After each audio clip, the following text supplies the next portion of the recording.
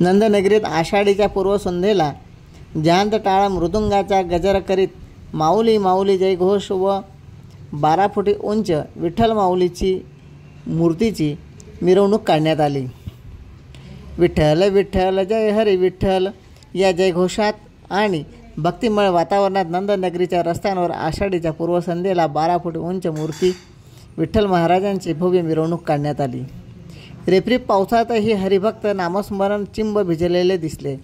ही मिरवणूक धुळेच्या उफुलीपासून प्रारंभ होऊन मोठा मारुती मंदिर, नाट्य मंदिर, स्टेट बँक चौक तथा लोकनेते स्वर्गवासी बटसिंग भैया रघुवंशी उद्यानात नेण्यात आली।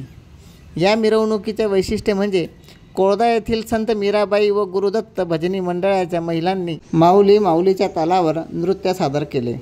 काही महिलांनी डोक्यावर तुळशी रुंदावून ठेवून फुगड्याही खेळल्या।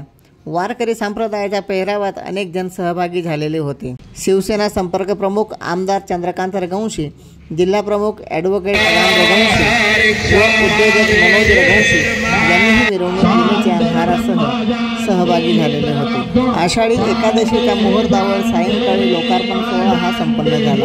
विठ्ठल महाराजांच्या मूर्तीचा लोकार्पण सोहळा आमदार चंद्रकांत रघुवंशी व रत्ना रघुवंशी यांच्या हस्ते पार करण्यात आला।